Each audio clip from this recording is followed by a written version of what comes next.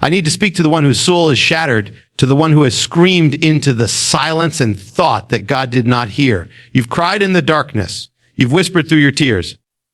Where are you? Lord. And somewhere between the pain and the prayer, the enemy whispered that heaven had turned its back. But I declare to you today by the word of the Lord, heaven still hears the broken voice. In the very moment you feel forsaken, the eyes of the Lord are locked on your face, and his ears are bent toward your cry. Psalm 18:86 was not a poetic illusion. It was a testimony forged in agony. In my distress, I called upon the Lord and cried unto my God. He heard my voice out of his temple, and my cry came before him, even into his ears. Do not belie that your voice is too small. Do not believe the lie that your pain is too ordinary. Every broken hallelujah, every gasp for mercy, every desperate whisper carries weight in the courts of heaven. There is no tear you shed that the Lord does not collect. There is no night so dark that his light cannot pierce it. And when you speak, though it feels like your words are falling to the ground, they are not. They are rising. They rise like incense before his throne, carried by angels who move at the sound of faith. Your cry is not lost in the wind. It is not ignored. It is not forgotten. It is a trumpet blast that shakes the heavens. You need to know this God is not a man who grows weary of your voice. He is not distant, distracted, or indifferent. He is the Father who leans in when his child trembles. When you cry, you summon the attention of the Almighty. Your voice is not annoying to God. It is precious. It is sacred.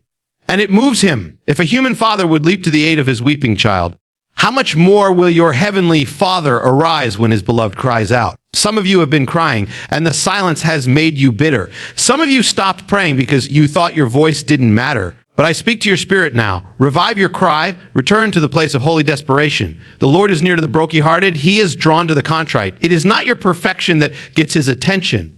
It is your pain offered in surrender. It is the voice that says, God, I can't do this anymore, but I believe you can. That cry is thunder in the heavens. I know what it's like to cry and feel like nothing changes. I know what it's like to walk through fire and wonder if heaven is watching. But I also know what it's like to have God show up in the midnight hour, to hear him whisper when no one else is listening. I know what it's like when breakthrough comes in a moment and you realize he was listening the whole time. He was storing your tears. He was preparing the answer while you were still asking the question. And for someone right now, declaring your cry has reached heaven. It didn't bounce off the ceiling. It didn't vanish into thin air. It has gone before the throne. It has provoked the heart of God is moving. He is coming. He is not ignoring you. He is not delaying without purpose. He is aligning things you cannot see. He is breaking chains in the invisible realm. And when the fullness of time comes, what was held up will be released. What was broken will be restored. What was lost will be found again. God does not respond the way man does. He responds with fire. He responds with shaking. Psalm 18 doesn't say he whispered a kind word. It says the earth trembled and quaked. Smoke rose from his nostrils. Coals blazed forth. The foundations of the mountains shook as he was angry. Why? Because his child was in distress. And when a child of God cries out, he does not come calmly. He comes with holy vengeance against the darkness. You may feel abandoned, but you are surrounded. You may feel overlooked, but you are known. The Lord has written your name on his hands. He has counted the hairs on your head. He has numbered your tears. You are not invisible to God. Your voice carries the weight of inheritance. You are a son. You are a daughter, and sons and daughters are never ignored. They are fought for. They are defended. They are delivered. Let the enemy hear you cry out again. Let him tremble when you raise your voice. Your silence is his victory, but your cry is your weapon. Your cry is not weakness. It is warfare. Every time you call upon the Lord, you summon the host of heaven. You set fire to the plans of the enemy. You declare to darkness, I am not alone. I have a deliverer, and he hears me. If you knew how God reacts when you cry, would never hesitate to speak again. You would lift your voice in the pit, knowing that it stirs the heart of the king. You would cry in the wilderness, knowing that he is already walking toward you. He doesn't need a loud shout to be moved. He needs a surrendered heart, whether it's a whisper or a wail, when it is offered in faith. It carries the power of resurrection. The enemy wants you to stay quiet. He wants you to think your voice is useless, but your voice is your inheritance. Your voice is your lifeline. God designed your cry to be that unlocks the response of heaven. So cry out again, not as one abandoned, but as one whose father is the king. Cry out with expectation. Cry out with fire in your bones. Cry out with the memory of past deliverance and the hope of future glory. This is not the end. This is not the silence of abandonment. This is the stillness before the shaking. And soon the voice of the Lord will thunder over your situation. The God who answered David will answer you. The same God who drew near to Elijah in the cave, who stood with Daniel in the lion's den, who walked with the Hebrew boys in the fire. He is the God who hears you now. And he is not far off. He is near. He is present, and he will answer. So lift your voice again. Heaven is listening. God is leaning in, and your cry will not return void. The answer is coming. The breakthrough is coming. The fire is coming. And when it does, you will stand and say, I cried out to God, and he answered me. There comes a moment when no man can help you. A moment when the support system you relied on falls silent, when the people you thought would stand by you disappear into the shadows. It's the moment when your strength runs dry, your wisdom runs out, and your courage begins to fade. You look around and realize no hand is reaching for you. No door is opening. No answer is coming from the left or the right. And it is there in the stillness of that impossibility that the heavens begin to stir. Because when man cannot help, God moves, and when every other source is exhausted, when all your wells have run dry, God says, now I will show you who I am. Psalm 18 does not describe a casual response. It is not the reaction of a distant deity or a passive king. It is the unveiling of a furious love, a holy intervention. David writes, the earth trembled and quacked smoke rose from his nostrils. He parted the heavens and came down. This is not gentle poetry. It is the divine fury of a father responding to the suffering of his child. When no one else came, God came. When no human voice spoke, heaven roared. When David cried out in distress, he did not receive an echo. He received a shaking. This is the God you serve. This is the God who refuses to remain still while his beloved is crushed. He does not send help from afar. He does not offer comfort from a distance. He steps into the fire. He descends into the pit. He rides upon the wings of the wind, and he comes with thunder in his breath and lightning in his path. You may feel like your prayers are being ignored, but the truth is God is not delaying because he doesn't care. He is preparing an answer so weighty, so fierce, so complete that when it arrives, nothing in hell or on earth can stop it. And I speak this to someone right now. You have been looking to man. You have been waiting for someone to call you, someone to understand you, someone to fix it. But the Lord is severing every human dependency so that you will finally see. It was never man who could save you. It was never a system, never a relationship, never a leader. It was always going to be God. And now he is arising. He is moving because no one else can. You may not see it yet, but the shaking has begun. He has heard the injustice. He has seen the tears you cried in secret. He knows the things you haven't told anyone. He knows the betrayal. He knows the silence.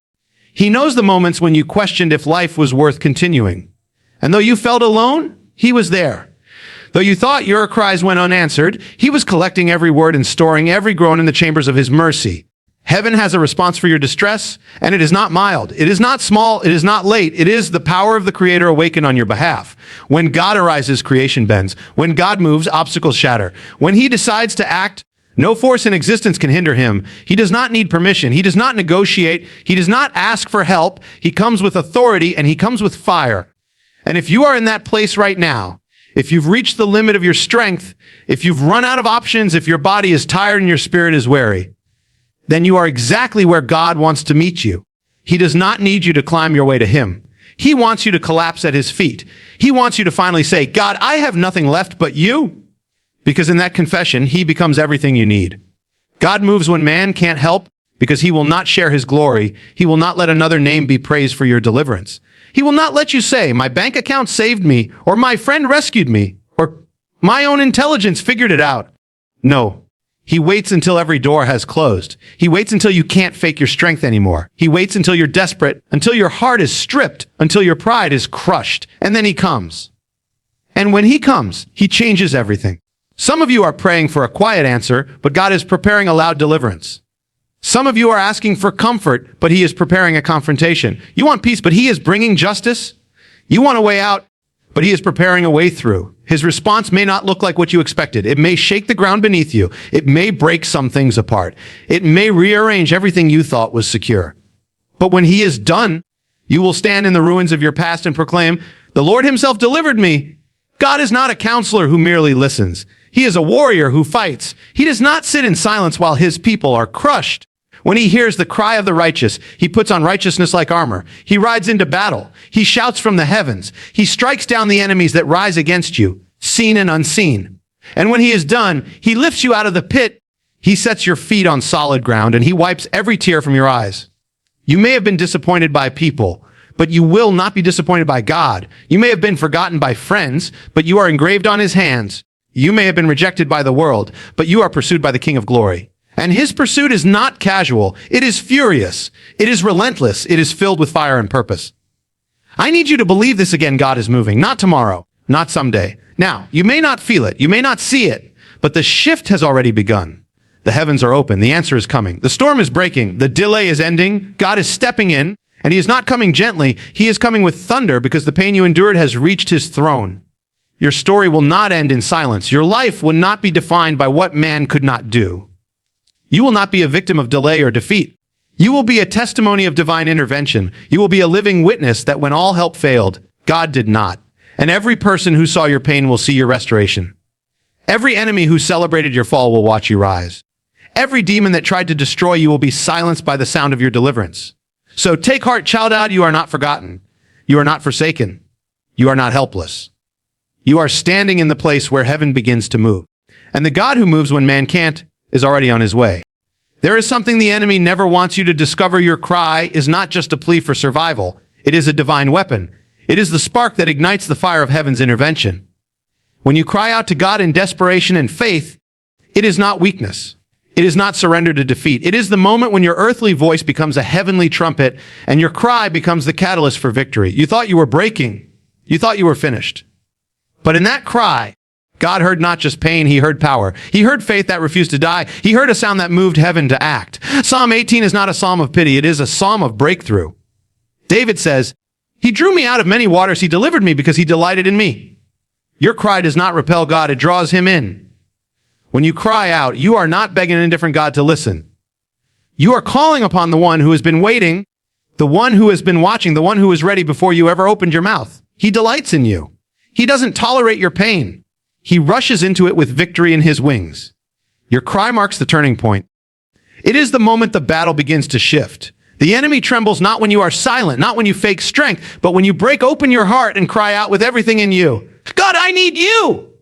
That sound slices through the darkness. It shatters the assignment of the enemy. It confuses demonic strategies. Because when a child of God lifts their voice in surrender and expectation, the armies of heaven take position. You may not have a crowd around you. You may not have a pulpit or a platform, but when you cry out from your secret place, all of heaven hears, all of hell trembles, and something begins to move. The cry of faith is not pretty. It's not polished. It's not dignified. It's raw. It's violent in the spirit. It's the sound of someone who has nothing left to lean on but God. And that right there is where victory is born. Do not be ashamed of your tears. Do not silence your groaning. Do not let the enemy convince you that your broken prayers are useless. They are more powerful than you know. When David cried out, the earth responded. When he lifted his voice, the mountains shook, the heavens bowed low, and the Lord descended like a storm. That was not just poetic language. That was the reality of divine response. God didn't wait for a perfect prayer. He responded to a desperate one. And I say this to someone right now. Your cry is producing change. Though you cannot see it, the atmosphere is shifting. Though you cannot feel it, angels have been dispatched. Though you don't hear it, chains are snapping in the spirit realm. God is not ignoring you. He is mobilizing his victory. You may feel weak, but your voice is powerful. You may feel broken, but your cry carries authority. Because your cry is not just a sound, it is a key. Your cry is the sound of resistance. It is the sound that says, I will not die in this valley. I will not give up in this storm. I will not let the enemy write my ending. It is the sound of war. It is the battle cry that calls heaven into the trenches. And when you open your mouth, heaven answers.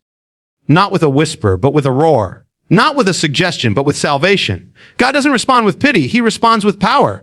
Let me tell you what happens when God hears your cry. He doesn't just comfort you. He comes to deliver you.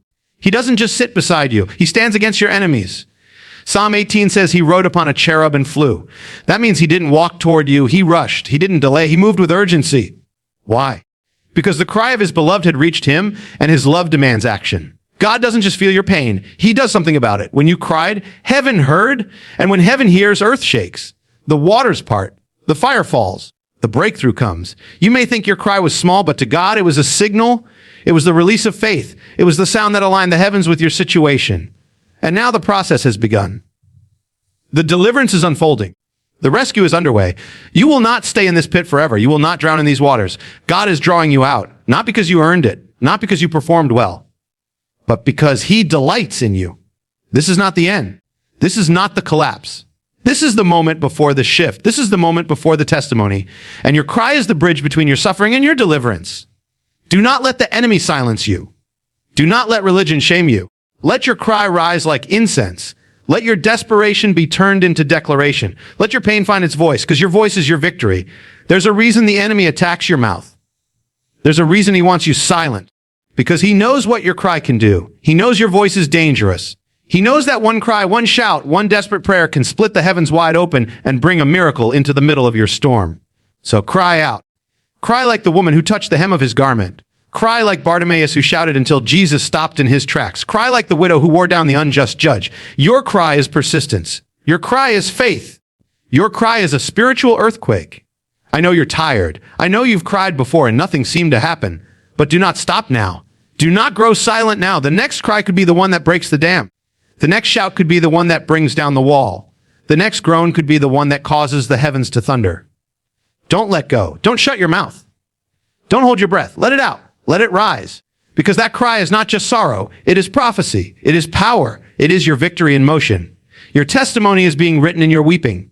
Your future is being carved out through your cries. And when the breakthrough comes, and it will come, you will look back and say, it was when I cried out that the Lord answered. It was when I had nothing left but my voice that he showed up in power. It was in the fire that I found the God who delivers with fire. It was in the depths that he reached down and pulled me out. And so I say to you, child of God, cry out again. Cry until the chains break. Cry until the night splits with light. Cry until heaven moves on your behalf. Your voice is the sound of victory, and God is listening.